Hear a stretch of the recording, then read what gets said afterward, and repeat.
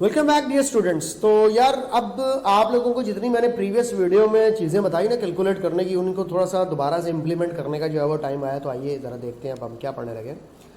किसी भी स्पीशी में से जब भी कोई अल्फ़ा पार्टिकल लूज़ हो, अब आपने ये बात याद रख लेनी है कि जब कोई भी स्पीशी अल्फ़ा पार्टिकल लूज़ करती है, वैसे तो ये फिजिक्स के अंदर भी आप लोगों ने पढ़ा हुआ है, तो उसके Z और A में क्या चेंज आता है। ये रही एक स्पीशी जिसका Z था और A था, एटॉमिक नंबर और मास नंबर।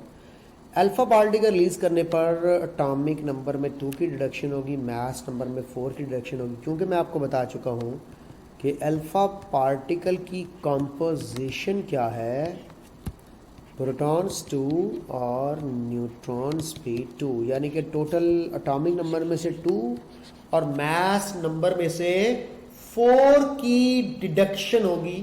ये बात भूलनी नहीं है आप लोगों ने, ठीक है बेटा।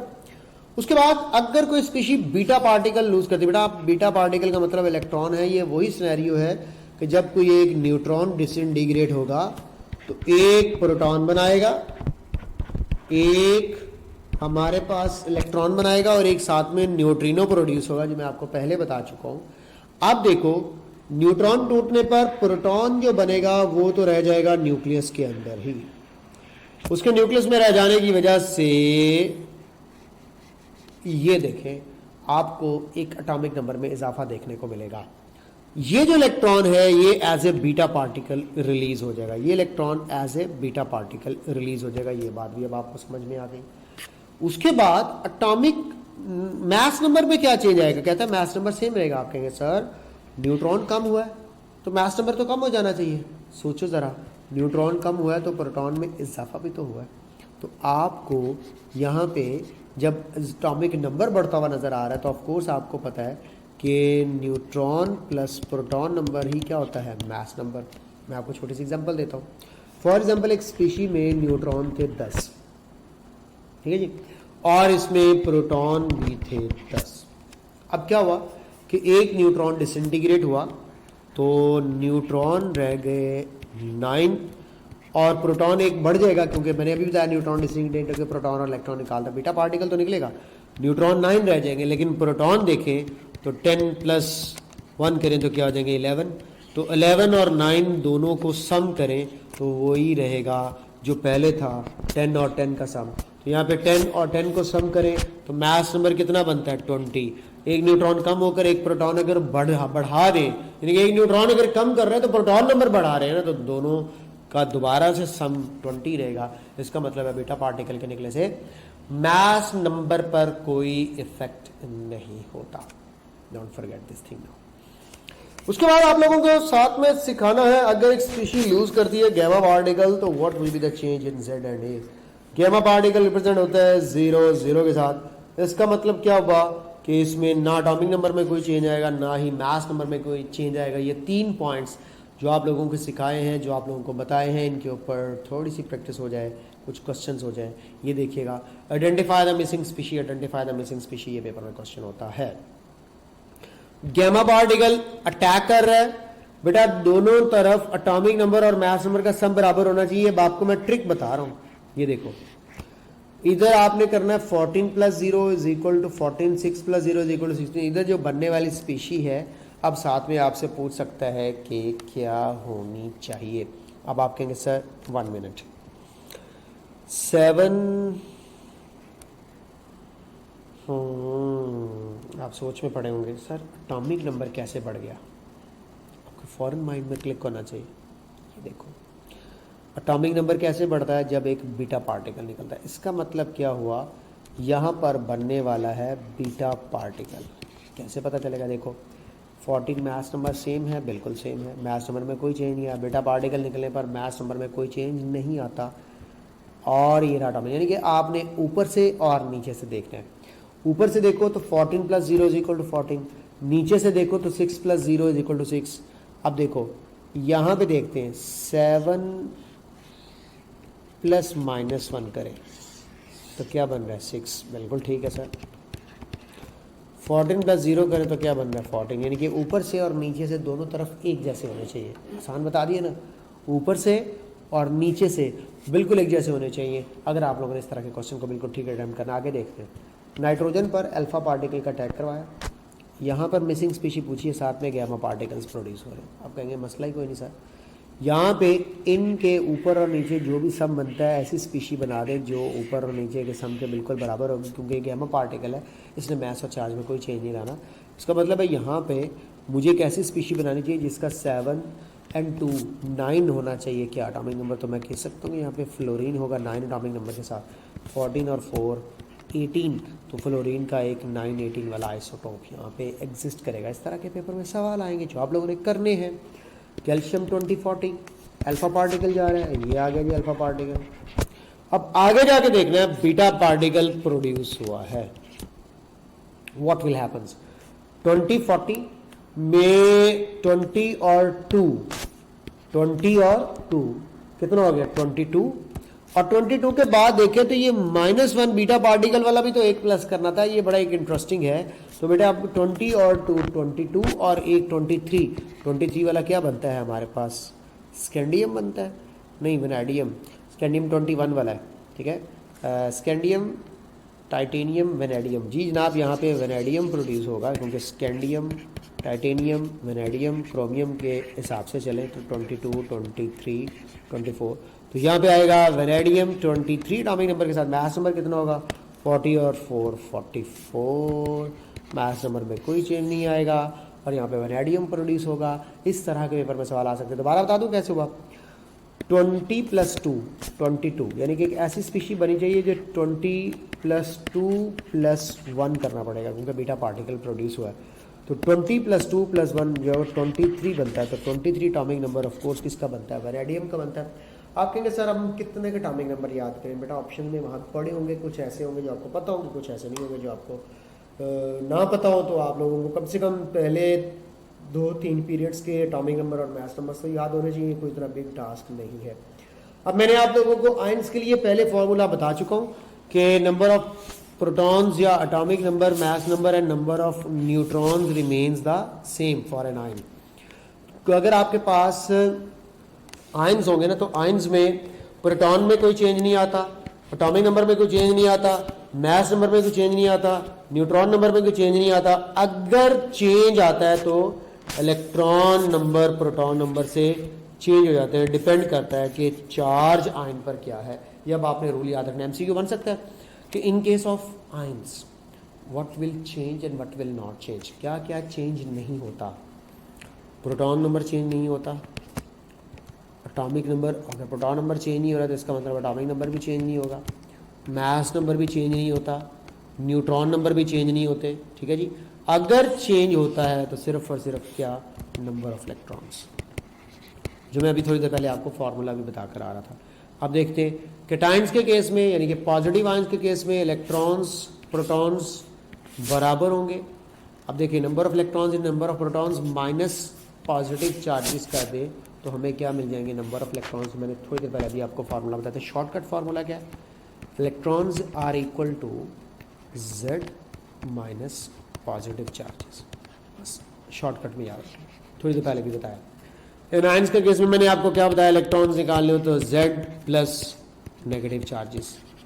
तो जी पुत्र शॉर्ट फॉर्म में गल मुका छड़ी मैं अप्लाई करते रहो, इसकी एग्जांपल्स मुख्तलिफ हैं। ये देखो फॉर एग्जांपल सोडियम पॉजिटिव था, 11 -1 10 इलेक्ट्रॉन्स, सीधा सीधा फार्मूला ये देखो आपके सामने, ज़्यादा डिटेल में जाने की ज़रूरत नहीं है।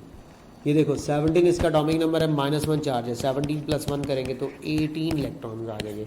ये आपके सामने 18 इलेक्ट्रॉन्स, कोई मुश्किल बात नहीं है, बस ये फॉर्मूला याद रखिएगा। Electron Z minus positive charges cations के केस में, Z plus negative charges anion के केस में। ये बिल्कुल इसी तरह पेपर में MCQ आ चुका है, इसलिए आप लोगों को बराए मेहरबानी इसके ऊपर अब टेंशन या परेशान होने की जरूरत नहीं। कुछ प्रैक्टिस क्वेश्चंस कर लें, that's will be the whole story. अब तक सिखाई जाने वाली बातों की प्रैक्टिस करना तुम लोगों का काम है, और उम्मीद है कि आप लोग बड़े अच्छे तरीके से करोगे। UHS के पास्ट पेपर का क्वेश्चन है, according to the number of protons, neutrons and electrons given in the table, which one of the following options is correct? Arsenic, gallium और कैल्शियम की बात हो रही है। ऑप्शंस क्या हैं, देखिए आपके पास ऑप्शंस बने। शॉर्टकट बताऊं, शॉर्टकट प्रोटॉन्स एंड इलेक्ट्रॉन्स को देखो, न्यूट्रॉन्स को भूल जाओ। 33 36, it means that 3 extra electron आए हुए हैं तो मुझे यहाँ पे -3 चार्ज लिख देना चाहिए। 31 28 3 इलेक्ट्रॉन्स कम हो चुके तो मुझे इस पर पॉजिटिव चार्ज लिख देना चाहिए। 22 20 एंड 20 इलेक्ट्रॉन सेम है तो इसका मतलब इस पर मुझे कोई चार्ज नहीं लिखना चाहिए। कौन सी ऑप्शन होनी चाहिए यहाँ पे? ये -3 जी ए +3 और +2 नहीं, 0 होना चाहिए। -3 +3 एंड 0 तो ऑफ कोर्स यहाँ पे कौन सी ऑप्शन बन रही है? डेल्टा। कितना आसान तरीका है, आपने जस्ट प्रोटॉन्स और इलेक्ट्रॉन्स को कंपेयर करना है, न्यूट्रॉन्स को यहाँ पे इग्नोर कर देना है क्योंकि चार्जेस की बात हो रही है। चार्जेस प्रोटॉन और इलेक्ट्रॉन के डिफरेंस की वजह से आते हैं। समझ रहे हो बात को? तो ये एक छोटा सा क्वेश्चन था।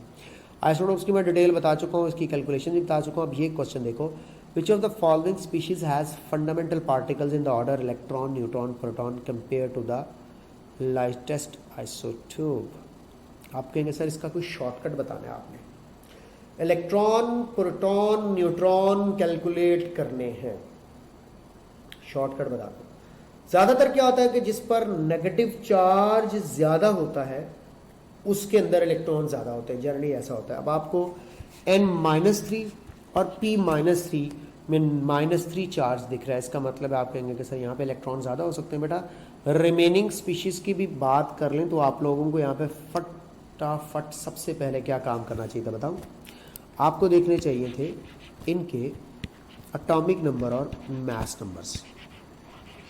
एक शॉर्टकट और भी टेक्निक है, वो भी आपको बताऊंगा, इससे भी आसान टेक्निक है जनाब, बताता हूँ आपको।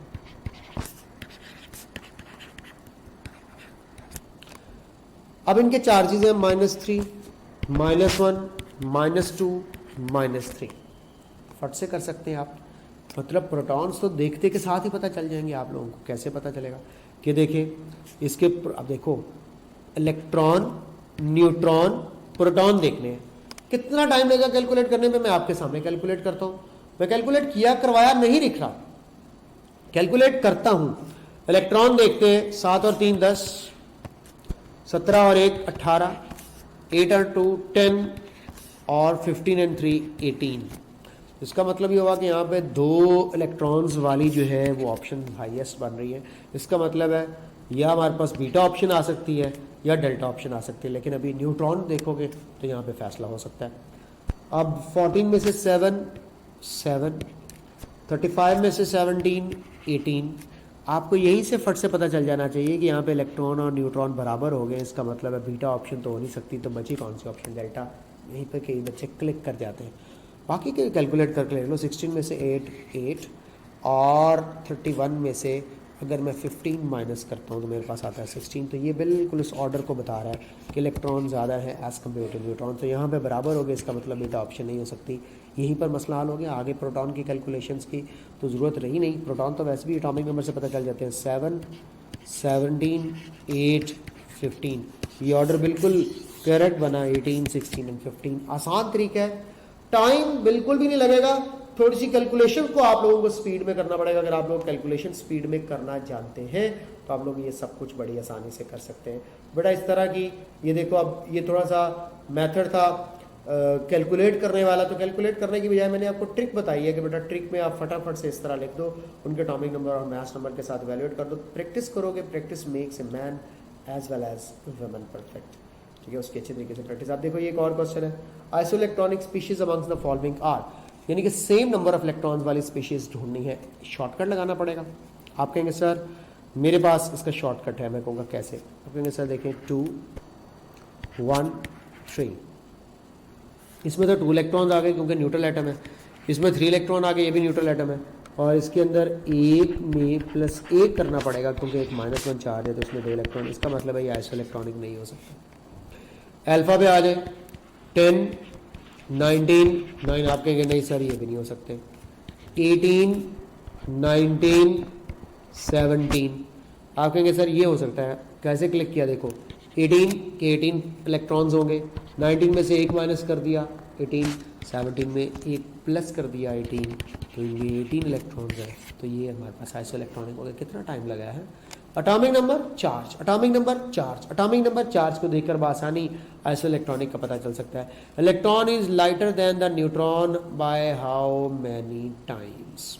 अभी हमने पढ़ा कि न्यूट्रॉन की निस्बत वो 1840 न्यूट्रॉन 1840 टाइम्स हैवियर होता है, तो इलेक्ट्रॉन 1840 टाइम्स लाइटर होगा। इलेक्ट्रॉन न्यूट्रॉन के मास को 1.0087 AMU को अगर मैं डिवाइड करता हूँ 1840 से, तो तुम्हें पता है वो इलेक्ट्रॉन का मास होता है 5.4858 10⁻⁻⁴ करके देख लीजिएगा, मेरे बात पे यकीन नहीं आता तो ठीक है।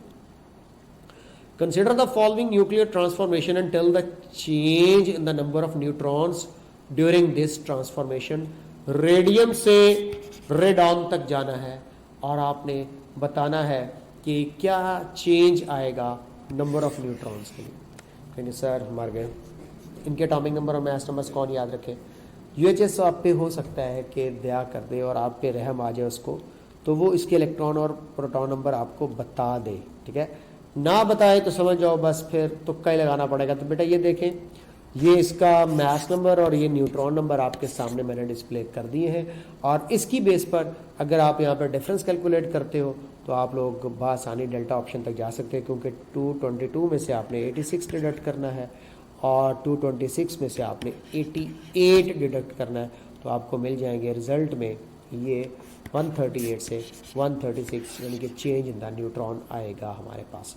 लो जी, एक और क्वेश्चन आपके साथ डिस्कस हो जाता है, ratio of E/m value of proton and alpha particle. ये अब कोई मुश्किल नहीं है, ये बल्कि ये लाइव सेशन में भी आप बच्चों ने मुझसे पूछा था, तो इसका आंसर 2:1 है। मैं दोबारा भी बता देता हूँ बेटे, एक तरफ प्रोटॉन लिख देते हैं, एक तरफ अल्फा पार्टिकल लिख देते हैं। प्रोटॉन का चार्ज +1, अल्फा पार्टिकल का +2। प्रोटॉन का मास यूनिट 1 कंसिडर किया जाएगा, अल्फा पार्टिकल का 4, ये बना 1, ये बना 0.5। 2 से मल्टीप्लाई कर दूं होल नंबर में लाने के लिए तो 2:1 बनेगी अल्फा पार्टिकल न्यूक्लियस की। ये मैंने लाइव सेशन में भी करवा दिया था, ठीक है। अब आप कहेंगे सर लाइव सेशन में करवा दिया था का क्या मतलब है। बिल्कुल, पहले जो इसके 2 लेक्चर्स थे वो मैंने पहले रिकॉर्ड करवाए थे, लेकिन अब मैंने सोचा कि इनको ज़रा री रिकॉर्ड करवा दूं ताकि आप लोगों के लिए मज़ीद कुछ चीज़ें जो है वो और बेहतर तरीके से जो है वो कवर्ड हो जाए। तो ये सारे का सारा पैटर्न और सिनेरियो था, इस यूनिट से रिलेटेड जो बातें आप लोगों के साथ मैंने तय की हैं। अब आप लोगों की रिमेनिंग जो भी प्रॉब्लम्स हैं वो सारी हल हो चुकी होंगी, I am damn sure about it. इसी तरह पढ़ते रहिए, तैयारी करते रहिए और अच्छे तरीके से टेस्ट दीजिएगा। अगर नेक्स्ट आप लोगों के टेस्ट सेशन में टेस्ट होता है, जो आप लोगों का अभी टेस्ट हुआ है उसकी भी मैं आप लोगों के साथ डिस्कशन जो है वो रिकॉर्ड करने लगा, वो भी डिस्कशन आपको मिलेगी, उसमें भी ये सारी चीज़ें मज़ीद देखने का मौका मिलेगा। Take care of your self.